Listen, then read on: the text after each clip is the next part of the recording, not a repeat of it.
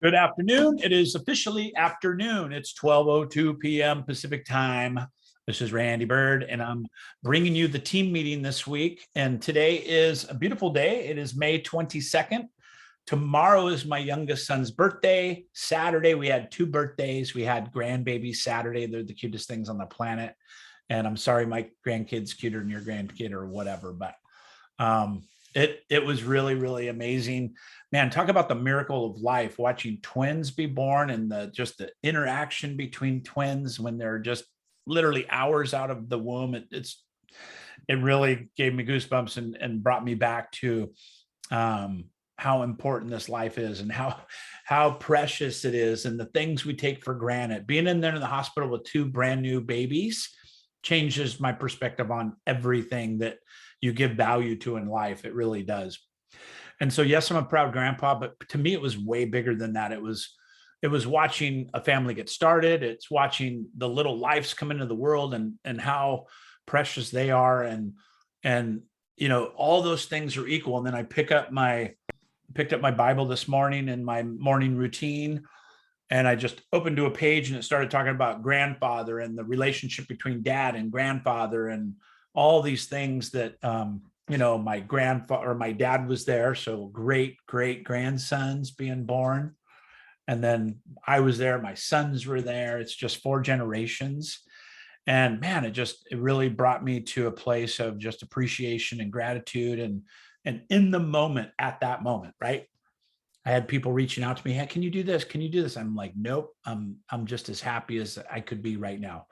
And I'm going to do a better job of remembering that as we progress, just remembering that moment of what that looks like. We still have to live our lives, still have to be a warrior, right? Very next thing I pulled up in the Bible, and literally I was literally just going like this, right? It had no purpose. I was just in my morning 15-minute routine of inspiration and all that. And it brought up homelessness. And it said, we have to be stewards of the homeless and we have to help them and take care of them. And I'm saying this only because this is my journey, but I was like, okay, I don't know why God's bringing that into my sights right now, but that's cool. I'm going to do something special there. I'm going to go visit the homeless shelter. I haven't done that in Albany. Kirsty used to work for the mental health department and had a lot of interaction with the homeless, but I'm going to do that. And then all the drunk monkeys come up about that. What drunk monkeys come up for you right now if I say go help the homeless? Be honest. Drunk monkeys are like, yeah, but this and that and this and that. And what comes up for you? I know what came up for me is like, okay, that's kind of dirty. They could be crazy. They could be this. They could hurt me. It's all this false narrative that we're dreaming up. Now there's protection pieces of that, right? You could be safe, you could be smart, but you going serving at the homeless shelter, and I'm not talking to you, by the way, I'm talking to me right now, but me going serving at the homeless shelter right now is not going to endanger me, right? And that's something that would fill my soul. So I looked at it from that perspective and I kind of unraveled why I have these feelings. So number one, it popped up on my radar. So I want to give it the attention. And I also want to take action. There's things that I could do, whether it's bringing home coats to the homeless, although it's, getting warmer now, or whatever the thing may be that I can contribute. And I really love that. And then the next page I opened up to, and I was talking to Andrea about this a little bit ago, is I was like, that's interesting that the very next thing says, and I'm not getting really gospel on you today. I'm just telling you what my journey was this morning, right? I think it's part of coaching. I can get gospel and I'm getting good at it. But God calls on men to be warriors, to stand up and brave the trials and challenges that come our way, no matter what they are. In any situation you're facing today, it gives you the opportunity to stand up for what you believe in and follow God's direction down that difficult path. What I read in that was being a warrior in our world that we're in, right? Not only for our families, being a warrior, but being a warrior for our clients, being a warrior in the real estate space, being a warrior or a victim. Right? And it's not a female male thing. Being a warrior is just that. What is it that you're really showing up to be a warrior in? And so for me, I related those two together. I'm like, I'm a freaking warrior when it comes to my organization. I'm always available. I'm always there. Everybody may not sign the sign the feedback form the same, but I know who I show up and who I'm dedicated and committed to showing up as, right? I'm a warrior in that space. I'm a warrior for my family. My family needs me. It's like, beware, because I'm a warrior, right? And so when I look at this in relation to what's going on in the real estate market now. We have to be champions for our clients, like really, really strong champions.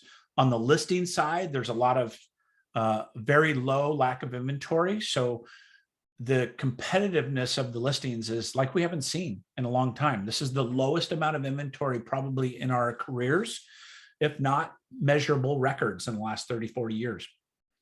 So we have to be a warrior for that. We have to also be a champion for our sellers and let them know what the difference is. If we rest on our laurels, or if we get to a place right now where we're complacent, they're going to see this and they're going to pick a warrior that comes in and shows up like a warrior, right? On the listing side. On the buyer side, what's one word that we can give ourselves as realtors on the buyer side right now? Take your mics off, interact with me.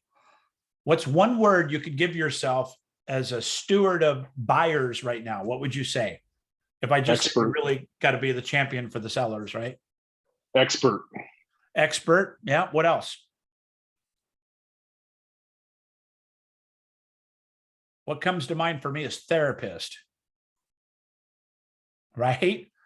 We almost have to become therapists right now, calming them down, being that light without being too salesy. Would you agree with that? Right? So we could be trusted advisor, we can be an expert, but we might also have to be therapist, marriage counselor, coach, guide, right? All this stuff, grief counselor, all this stuff is really what we're working with in this real estate space right now. It's a beautiful thing, but it's also, it could be challenging. So when I bring the energy to these calls, I want to bring faith and belief in you, hope, understanding of what the expectations can be. I think that's where I can add the greatest value to you for being here every week. And I want this to be my focus in the coming weeks. I want you to be able to bring people you trust to these calls to know that you're going to get straight talk, coaching talk that's going to help you. And I really, Andrea and I have talked about having an emphasis on coaching and the support and the pieces that we can lend to you from years of coaching experience to get you through this market, to have you take advantage of this market, and then give you some tactical things that you're going to be able to do. All right. So now that I've said therapist, what other words come up for who you are right now in this real estate market on the buyer's perspective? I kind of said a couple: mentor, coach, grief counselor, guidance counselor, financial advisor, right? Maybe even talking some sense into them. It may be part of your job description right now. It's definitely, you want to lead with belief in the market, right? Because if you believe, listen, if you have a buyer and you're having a conversation and they go, so what is going on with the current market right now? And you go, oh my gosh, it's just so hard right now. How do you think that transaction with that buyer is going to be? Right? It's going to be hard. Potentially, it's going to be hard. At the very minimum, you're going to attract people that are attracted to that. Right? It's okay to say it's a tough market, but man, it's a tough market. And this is where we shine. This is where it happens, baby. May I explain why? Yes. Other people are in this mentality. They're in this space. They're not understanding. We're going a different direction, whatever it may be. That is going to be that expert that Kenny talked about, right? How you could be expertly different than everybody else. All right. So let's transition a little bit. This is a production only call, right? We've talked about that. This Monday call is production only. And I really want to have an emphasis on production. I'm going to give you some things to measure the market weekly as well. But I really want to make the last 15 minutes of the call a Q&A and really diving in to give you guys support, give you guys direction and aid in championing this market right now. right? So the beginning will be a little bit of this, a little bit of the market snapshot, a little motivation, a little story, if you will. And then we'll get into the meat and potatoes here in a few minutes. But as I look at the market, the rates are at 6.95%, almost 7% average across the nation. So the highest rates that we've seen yet. The good thing is the buyers have they've kind of adopted a 6% rate mentally. So a 6% rate in that 6 to 7 range, I feel like the buyers, for the most part, have adopted that as just what it is, right? I don't believe there's a lot of anticipation in the market that the rates are going to go a lot higher. There's a lot of anticipation that they're going to come down.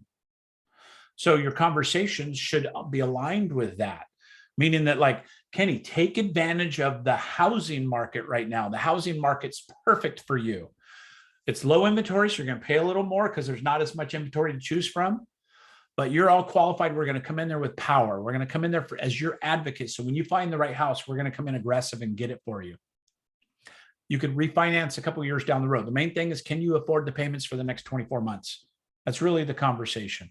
The rates are going to come down. I'm not Nostradamus. I don't have a crystal ball, but every indicator on the planet says that. So unless everybody's wrong, you've got that to look forward to. You can refinance later, but you got to lock in the house now because the appreciation is still going up. So even though we're in this super lack of inventory market, we're moved into a seller's market again. We kind of went in between there for a while.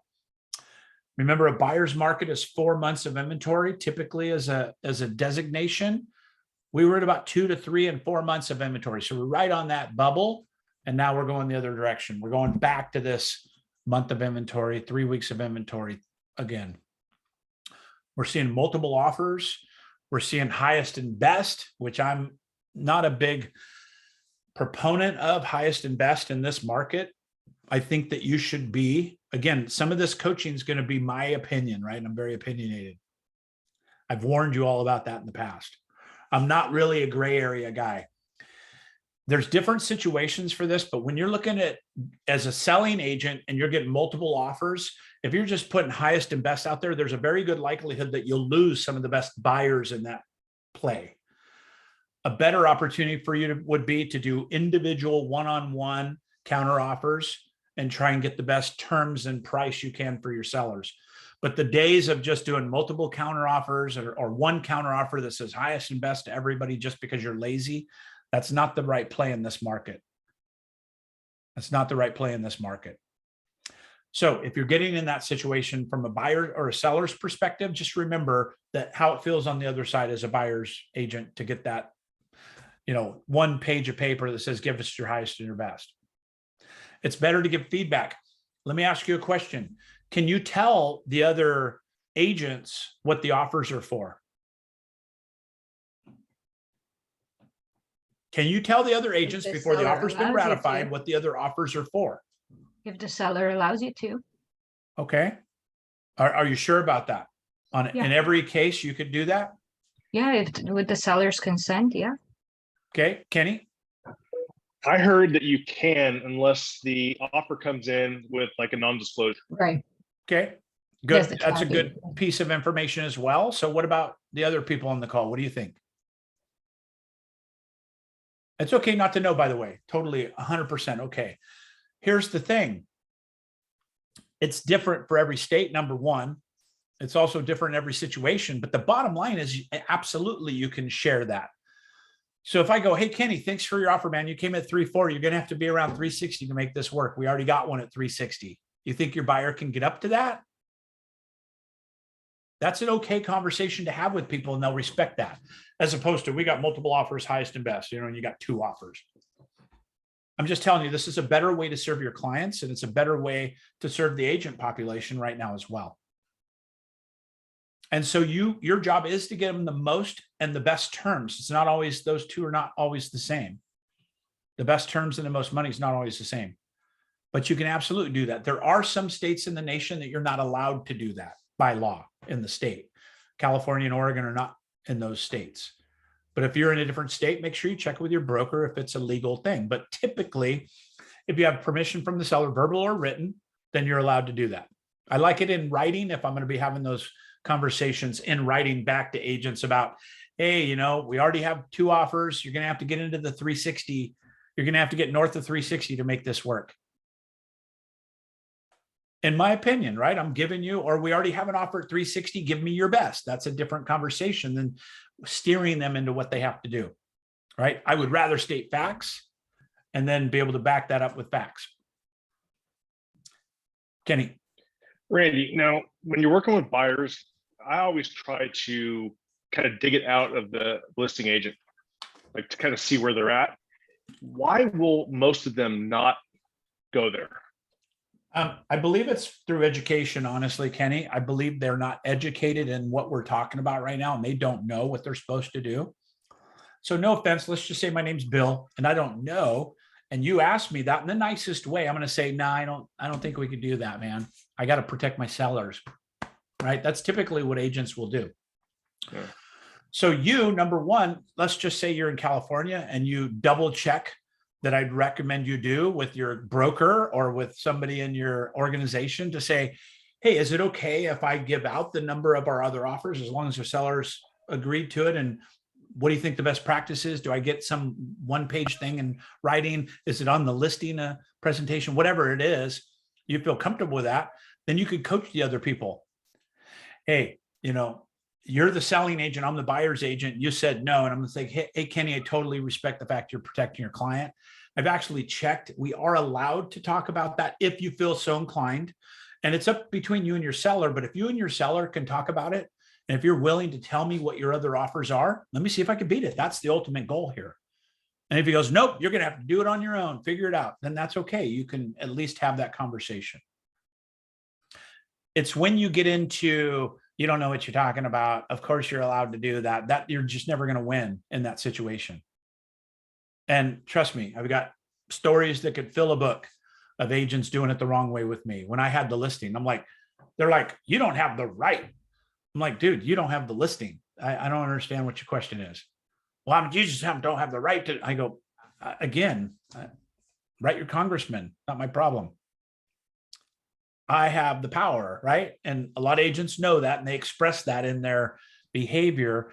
But if your intent is really fiduciary responsibility to the seller to get them the most money and the best terms, that's part of the negotiation. That's part of you being a good agent, right? And I do believe this is a fumble for a lot of agents when it gets to this level. There's a difference, lots of ways to skin a cat here. There's a difference between agents calling and begging. My buyer really, really needs this. Their sister got laid off. Their mother's living with them. It's just, you don't understand how big of a deal this would be for them to get the house. Awesome. Can you get up to where we need to be? And we might have that worked out, right?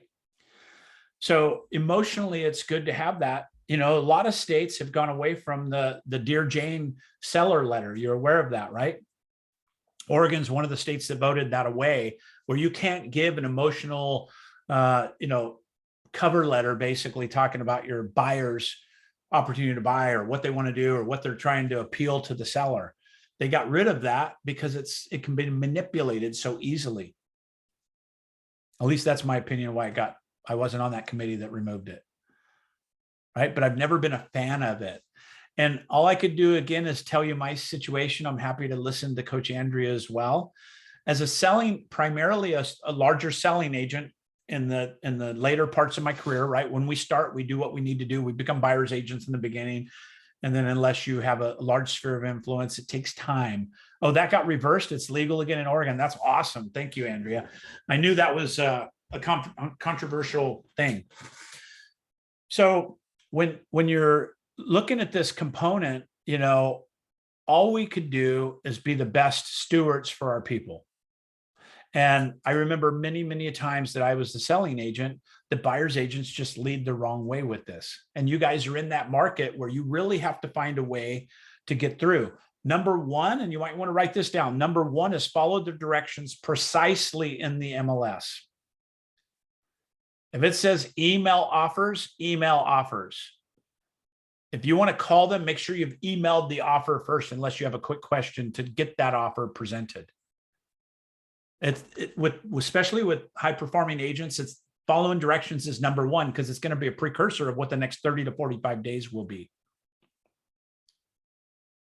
right? So that's going to be number one, is that follow the directions. It sounds so simple, but it's amazing how many people don't follow it.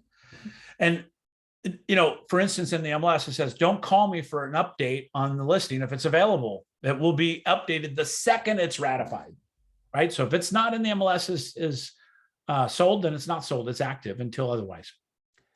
And I'll still get 10 phone calls in a day. Hey, is that property still available? So again, courtesy, great, but following directions, because listen, if Kenny has the best offer and he's got the best terms, but he calls me with 2 or 3 boneheaded questions like that, and I'm the selling agent, I could be saying to myself, not to the seller, this guy could be a problem over the next 35, 40 days. Either I don't have the confidence he's going to finish it because he's green or doesn't have the skill set, whatever it may be. Do you understand the power of that? Now, don't be nervous in calling the selling agent and having a conversation. Hey, listen, I know it says email offers and I know it says don't call me for availability. I'm not doing that, but I do want to talk to you and find out what's the most important things for me to make this thing work for your sellers, because this is ultimately what you're trying to do. And they might blow you off a little at first, but if you're being honest and forthcoming about this and you're being courteous, they're likely to tell you, hey, the most important thing is probably timing, or the most important thing is probably money. Would they care about a rent back? Would those things be important to them? Yeah, it'd probably be important to them, right? Whatever it is, you're welcome to ask and you're welcome to have those conversations. There is negotiation that comes along with this too, if you're asking great questions of the seller's agent. All right, makes sense? Cool. So the market right now is just that. It's really a brisk market. We're seeing a lot of multiple offers again. We're seeing homes go for over asking price again. We're seeing all that. So what questions do you guys have for me that I can help you with today to help you get more offers written, more offers won, more seller opportunities? What can I do to help you with that? So I have a question. When representing the seller, how do you feel about having, a time when offers will be reviewed as opposed to as they come through? Totally. To me, it's strictly what's going on with the listing. If you're having a lot of activity, that's when you might change it. So I wouldn't do that on the first day. I mean, why? If you're planning on reviewing all offers as they come in, do just that. Even if you have a deadline, you're still supposed to present offers, right? So even though you have a deadline of next Wednesday, you could put in the MLS, no offers will be presented per seller until Wednesday of next week. You could do that. But if I get an offer today, fiduciarily, I'm still supposed to let them know I got it. Right. So kind of a why bother in my case.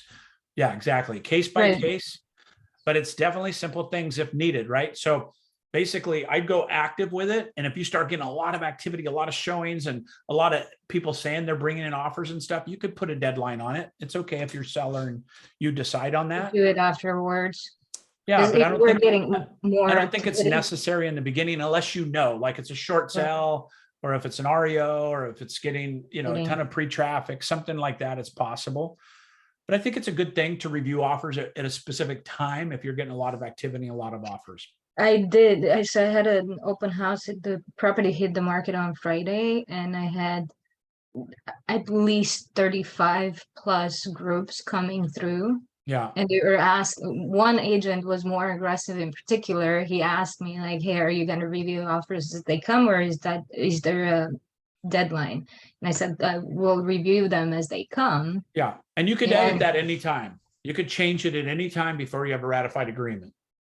Right. But then he was getting, are you sure? Because he was getting almost arrogant. So then I was like, so pause. So if I wrote you an offer for 500 and he wrote you an offer for 500, exact same terms, who do you choose? I'm going to encourage. You see my point, everybody? Yeah. This is why it's so important. He is doing a disservice for his client and unfortunately your relationship. Now, your job is to preserve your client's position and posture. So you could say, hey buddy, honestly, we're getting a lot of inquiries and I can't help you with the things you're asking about, but I really want to help you. What can I do to help you make this offer the best for you and your clients? Because ultimately that's protecting you and your clients. Yeah. But this is a great example of what I'm talking about, right? Don't change the whole program on your seller side because of one agent that may be aggressive or overly stimulated, right? I like that, overly stimulated. Right. He's, listen, you'll get all kinds of things. You'll get, hey, I haven't closed an escrow in months. I could really use this. Matter of fact, we're living in our car, man. If you can help us get this escrow through, it'd mean a lot to me. It's hard not to have human feelings about that. And I might say, you know what, I would love nothing more to see you win this thing. So what can I do to help you win it? And we've already got offers, or we got offers coming in. These are the price points. I want to help you, man. All right. So it's a great question. The answer is you're in charge, especially when you have the sellers, you're in charge of that flow of how you can get the best terms and price for the sellers. That's ultimately what it matters. And then you start laying into the relationships and who the person is, all these things come into play. Got you. All right. What else?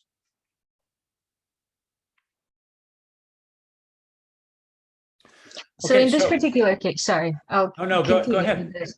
Go ahead. So in this particular case, I do expect more than one offer at or above asking price.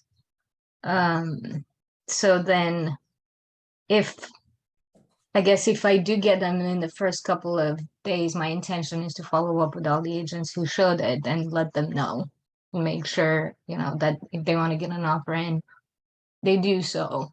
You could do that. It's up to you. If you feel like you have the bandwidth to do that, I would not.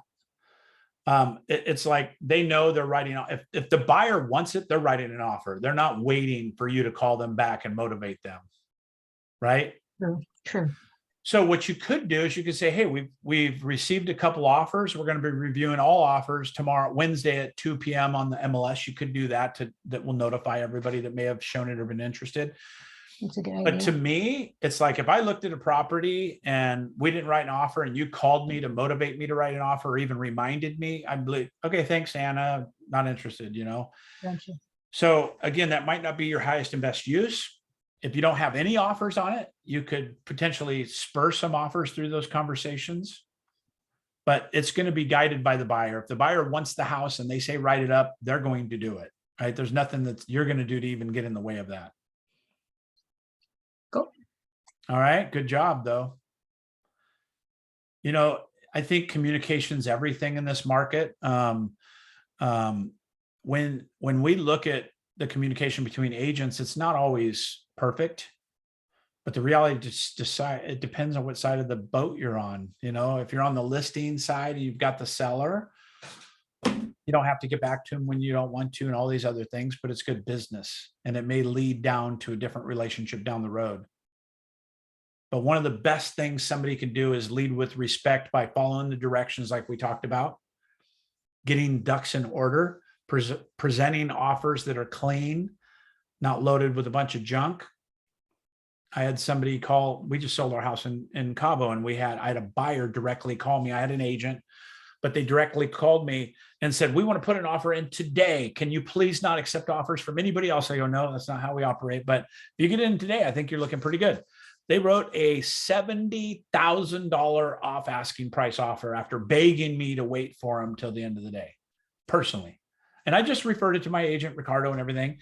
And then they wrote the offer. It came in that night. And I was like, this pisses me off, because it just felt like it was wrong. Their action or their language and everything did not match their actions.